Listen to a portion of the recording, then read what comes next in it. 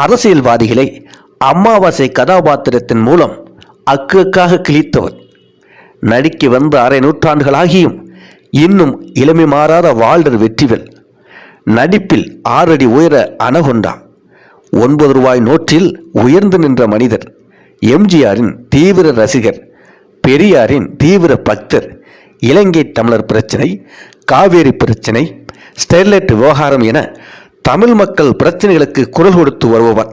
சினிமாவின் இன்றும் எழுச்சியுடன் நடித்து கொண்டிருக்கும் புரட்சி தமிழன் நடிகர் சத்யராஜ் அவர்கள் 1954ஆம் ஆண்டு அக்டோபர் 3ஆம் தேதி பிறந்தார். இவர் சொந்த ஊர் கோயமுத்தூர் மாவட்டம்.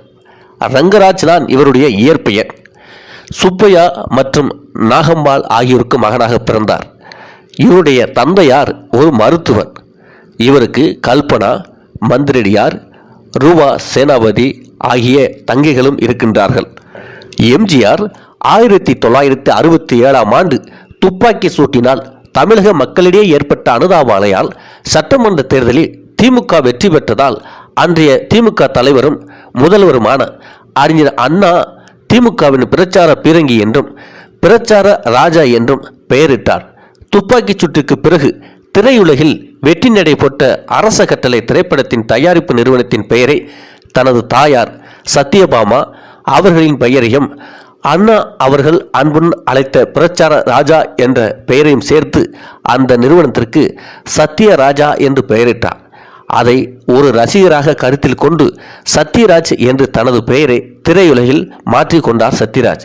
ஆனால் சத்யராஜ் அவர்களின் இயற்பெயர் ரங்கராஜ் என்பதாகும்.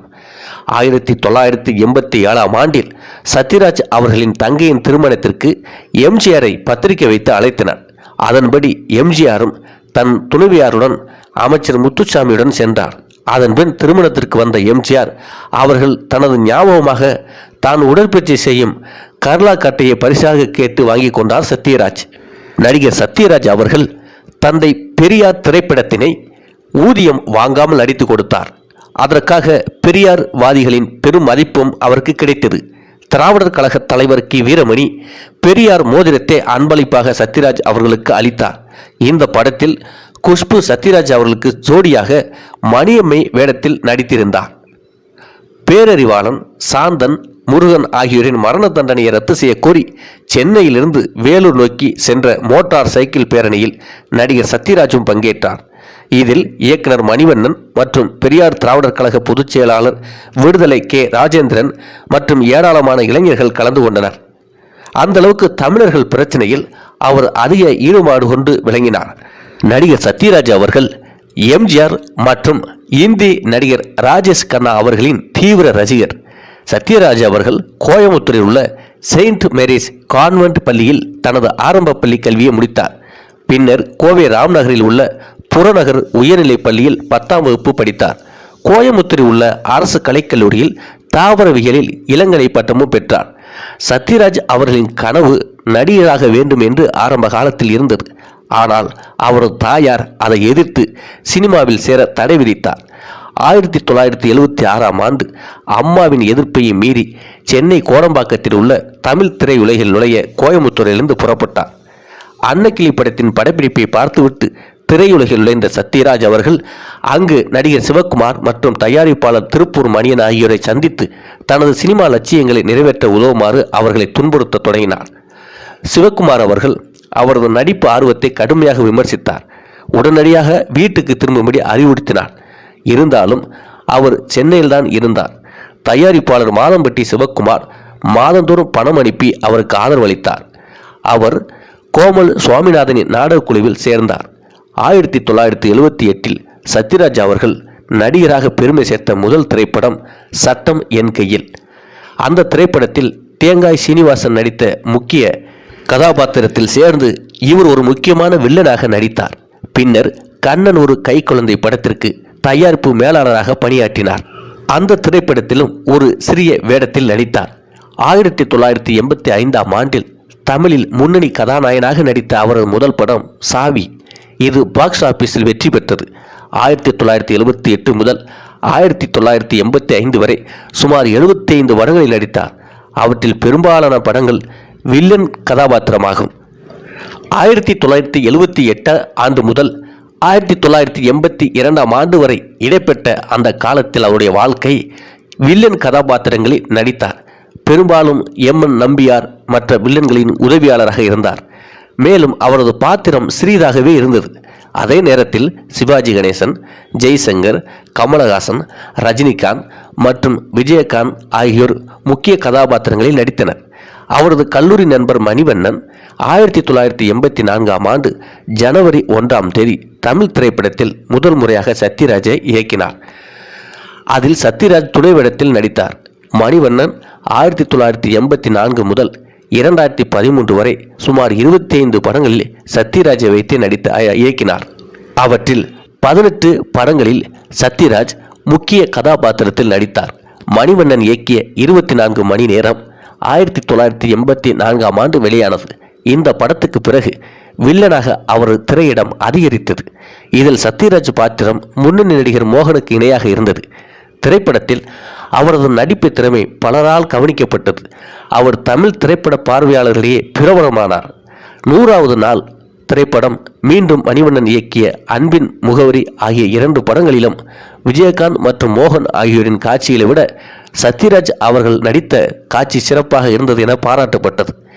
1985 நீதியின் நிழலில் பிரபு முக்கிய கதாபாத்திரத்தில் நடித்தார். சத்யராஜ் ஒரு சிறிய வேடத்தில் நடித்தார். முக்கிய வில்லன் எம்.என். நம்பியாருக்கு 2வது உதவி செய்யும் வில்லனாக அதில் நடித்திருப்பார். சத்யராஜ் அவர்களுக்கு 1985 ஆண்டு முதல் தமிழ் படங்களில் ஹீரோவாக நடிக்க வாய்ப்புகள் வர ஆரம்பித்தன. அவரது 2வது படமான இரவு பூக்கள் 1985 ஆண்டு வெற்றியடையாததால் அவரை கதாநாயகமாக நடிக்க வைக்க இயக்குநர்கள் தயங்கினார்கள். அவர் பெரும்பாலான படங்கள் இந்த காலகட்டத்தில் ஆக்ஷன் படங்களாகவே இருந்தன. 1986 ஆண்டு அவர் கதாநாயகனாக கடலோர கவிதைகள், ரசிகன் ஒரு ரசிகை ஆகிய திரைப்படங்களில் நடித்தார். மேலும் சத்யராஜ் அவர்கள் ஆக்ஷன் ஹீரோ என்ற தனது இமேஜை உடைத்து ஒரு சலசலப்பான நடிப்பை வெளிப்படுத்தினார். கடலோர கவிதைகள் திரைப்படத்தை இயக்குனர் பாரதி ராஜா இயக்கியிருந்தார். அந்த படத்தில் இளையராஜா பாடல்கள் மிகப்பெரிய ஹிட் ஆகின. படமும் மாபெரும் வெற்றி பெற்றது. பட்டி தொட்டி எல்லாம் அந்த திரைப்படம் வெற்றியை கண்டது. கடலோர கவிதைகளுக்கு பிறகு சத்யராஜ் அவர்கள் 1986, 88க்கு இடையில் மந்திர புன்னகை, கடமை, கண்ணியம், கட்டுப்பாடு, பூவிலி வாசலிலே, மக்கள் என் பக்கம், அண்ணா நகர் முதல் தெரு போன்ற பல திரைப்படங்கள் நடித்தார். இந்த படங்கள் அனைத்தும் மாபெரும் வெற்றி படங்களாக அமைந்தன. அவரும் முன்னணி கதாநாயகனாக உயர்ந்தார். 1987 ஆண்டு முதல் வில்லனாக நடிப்பதை விட்டுவிட்டு கதாநாயகனாக நடிக்க தொடங்கினார். இந்த காலகட்டத்தில் மணிவண்ணன் சத்யராஜ் கூட்டணி பல திரைப்படங்களை வெற்றி பெற்றது. சின்ன தம்பி பெரிய தம்பி, ஜல்லிக்கட்டு, கணம் கோட்டார் அவர்களே மற்றும் சின்னப்பதாஸ் போன்ற பல திரைப்படங்கள் மாபெரும் வெற்றியை பெற்றன.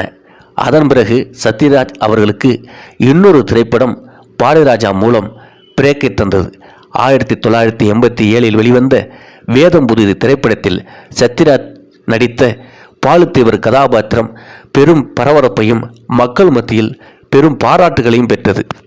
அதிலிருந்து நடிகர் சத்யராஜ் அவர்கள் தன்னை ஒரு முன்னணி கதாநாயகனாக நிலைநிறுத்தி கொண்டார். பிரபு மற்றும் சத்யராஜ் ஆகியோர் நடித்த சின்னத்தம்பி பெரிய தம்பி படத்தில் பிரபுவின் கதாபாத்திரம் சத்யராஜ் கதாபாத்திரத்துக்கு 2வது லெவலில் இருந்தது. வணிக ரீதியாக அந்த படம் மாபெரும் வெற்றியை பெற்றது. கணம் கோட்டார் அவர்களே அந்த திரைப்படமும் மாபெரும் வெற்றியை பெற்றது.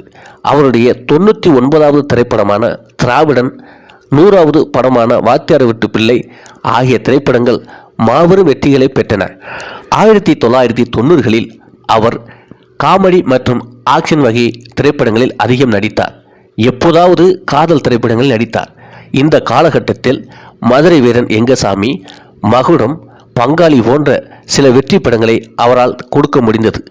அதன் பிறகு தொடர்ந்து வேலை கிடைச்சிடுச்சு, புது மனிதன், ரிக்ஷா மாமா, வால்டர் வெற்றிவேல், உடன்பிறப்பு, தாய்மாமன், பிரம்மா போன்ற பல திரைப்படங்கள் வணிக ரீதியாக மாபெரும் வெற்றியை பெற்றன. அதன் பிறகு சத்யராஜ் நடித்து மணிவண்ணன் இயக்கிய அமதிப்படையில் தந்தை மகனாக இரட்டை வேடத்தில் நடித்தார். இந்த திரைப்படத்தில் அரசியல்வாதியாக அவர் மாறும் அமாவாசை கதாபாத்திரம் மாபெரும் மக்களிடம் வரவேற்பை பெற்றது. ஒரு அரசியல்வாதி கீழ்நிலையிலிருந்து மேலே வரும்போது எவ்வாறு அவர் குணதிசயம், பாடி லாங்குவேஜ், மொழி, உடல் மொழி எல்லாம் மாறுகிறது என்பதை தத்துரூபமாக அதில் நிலைநிறுத்தியிருப்பார். இன்றும் அவருடைய அமாவாசை கதாபாத்திரம் பெரிதும் பேசப்பட்டு வருகிறது. அவரது 125வது படமான வில்லாதி வில்லன் திரைப்படத்தில் நடித்து அவரை இயக்கினார். இதில் 3 வித்தியாசமான வேடங்களில் நடித்தார். இந்த படமும் மாபெரும் வெற்றி படமாக அமைந்தது. அதன் பிறகு மலாபார் போலீஸ், மாமன் மகள், வள்ளல் போன்ற திரைப்படங்களும் கவுண்டமணி அவருடன் இவர் சேர்ந்து செய்த காமெடி காட்சிகளும் மக்களிடம் பெரிய வரவேற்பை பெற்றன. 2000 ஆண்டில் வீரநடை, புரட்சிக்காரன், ஆண்டான் அடிமை, லூட்டி ஆகிய படங்களில் நடித்தார். 2000-2010 காலகட்டத்தில் அவர் தொடர்ந்து காமெடிக்கு முக்கியத்துவம் கொடுத்த திரைப்படங்களில் நடித்தார். அவர் கவுண்டமணியுடன் சேர்ந்து செய்யும் காமெடி, அதன் பிறகு வடிவேலு அவர் கூட்டணியில் அதிகமான திரைப்படங்கள் நடித்து அந்த காமெடிகளும் இன்றும் பேசப்பட்டு வருகின்றன. அதிலும் அவர் வெற்றி பெற்றார். அதன் பிறகு நீண்ட இடைவெளிக்கு பிறகு சங்கர் இயக்கிய நண்பன் திரைப்படத்தில் ஒரு வாத்தியார் கதாபாத்திரத்தில் நடித்தார். அது அவருக்கு ஹீரோ அந்தஸ்துக்கு ஈக்குவலாக ஒரு பார்வை மக்களுக்கு தந்தது, பாராட்டுகளையும் பெற்றது. அதன் பிறகு தங்கர் பச்சான் இயக்கிய 9 ரூபாய் நோட்டு திரைப்படம் அவரை புகழின் உச்சத்துக்கே கூட்டி சென்றது. அந்த அளவுக்கு அந்த கதாபாத்திரத்தில் ஒரு கிராமத்து குடும்பத்து பெரிய மனிதராக வாழ்ந்து காட்டியிருப்பார்.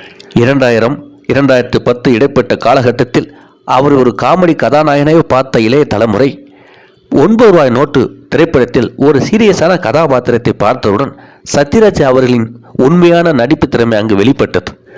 இவ்வாறு அவர் நடிக்க தொடங்கிய நாள் முதல் இன்று வரை இன்றும் அவருடைய அந்த மாஸ் குறையாமல் சினிமாவில் நடித்து கொண்டு வருகின்றார். பல விருதுகளும் அவர் பெற்றுள்ளார். 1991ஆம் ஆண்டு கலைமாமணி விருது தமிழ்நாடு அரசு கொடுத்தது. 95ஆம் ஆண்டு தமிழ்நாடு மாநில திரைப்பட கௌரவ விருதும், 2000ஆம் ஆண்டு கௌரவ டாக்டர் பட்டமும், 2011ஆம் ஆண்டு கலை சிகரம் விருதும், 2017ஆம் ஆண்டு கௌரவ டாக்டர் பட்டமும் வழங்கப்பட்டது. வேதம் புதிது திரைப்படத்திற்காக சிறந்த நடிகருக்கான பிலிம்பேர் விருது 1987இல் வழங்கப்பட்டது. என் பொம்முக்குட்டி அம்மாவுக்கு திரைப்படத்திற்காக சிறந்த நடிகருக்கான பிலிம்பேர் விருது 1988இல் வழங்கப்பட்டது. நடிகன் திரைப்படத்திற்கு 1990இல் சிறந்த நடிகருக்கான பிலிம்பேர் விருதும், அதே ஆண்டு தமிழ்நாடு மாநில விருதும் அதே திரைப்படத்துக்கு கொடுக்கப்பட்டது. வால்டர் வெற்றிவேல் திரைப்படத்திற்கு சினிமா எக்ஸ்பிரஸ் விருது 1993ஆம் ஆண்டு கொடுக்கப்பட்டது. பெரியார் திரைப்படத்தில் நடித்ததற்காக 2007ஆம் ஆண்டு தமிழ்நாடு அரசு விருது வழங்கப்பட்டது. 2007ஆம் ஆண்டு பெரியார் விருதும் வழங்கப்பட்டது. அதே ஆண்டு சிறந்த நடிகருக்கான ஆனந்த விகடன் விருதும் வழங்கப்பட்டது. 9 ரூபாய் நோட்டு திரைப்படத்தில் நடித்ததற்காக சிறந்த நடிகருக்கான பிலிம்பேர் விருது 2007ஆம் ஆண்டு வழங்கப்பட்டது. அதே ஆண்டு விஜய் விருதும் 9 ரூபாய் நோட்டு திரைப்படத்தில் நடித்ததற்காக 2007ஆம் ஆண்டு வழங்கப்பட்டது. நண்பன் திரைப்படத்தில் நடித்ததற்காக விஜய் விருது சிறந்த துணை நடிகருக்காக 2012இல் வழங்கப்பட்டது. வருத்தப்படாத வாலிபர் சங்கம் திரைப்படத்தில் நடித்ததற்காக 2013ஆம் ஆண்டு தென்னிந்திய சர்வதேச திரைப்பட விருது வழங்கப்பட்டது.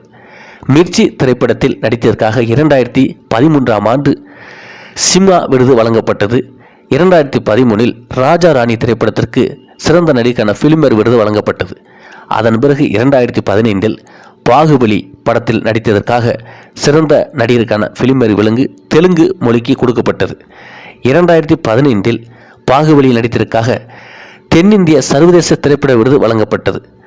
அதே ஆண்டு 2015 பாகுபலி திரைப்படத்தில் நடித்ததற்காக பிலிம்பேர் விருது, ஆனந்த விகடன் சினிமா விருது போன்ற விருதுகள் வழங்கப்பட்டன. அதேபோன்று நேனு சைலஜா என்ற தெலுங்கு திரைப்படத்திற்காக 2016ஆம் ஆண்டு பிலிம்பேர் விருது வழங்கப்பட்டது. பாகுபலி 2இல் நடித்ததற்காக 2017ஆம் ஆண்டு பிலிம்பேர் விருது, தென்னிந்திய சர்வதேச திரைப்பட விருது, ஆனந்த விகடன் சினிமா விருது போன்ற 3 விருதுகள் வழங்கப்பட்டன. 2018ஆம் ஆண்டு கனா என்ற திரைப்படத்திற்காக பிலிம்பேர் விருதும் தென்னிந்திய சர்வதேச திரைப்பட விருதும் வழங்கப்பட்டன. 2019ஆம் ஆண்டு தம்பி திரைப்படத்திற்காக தென்னிந்திய சர்வதேச திரைப்பட விருது அவருக்கு வழங்கப்பட்டது. இவ்வாறு பல விருதுகள் வாங்கி புகழ்பெற்று உயர்ந்து நிற்பவர் நடிகர் சத்யராஜ் அவர்கள்.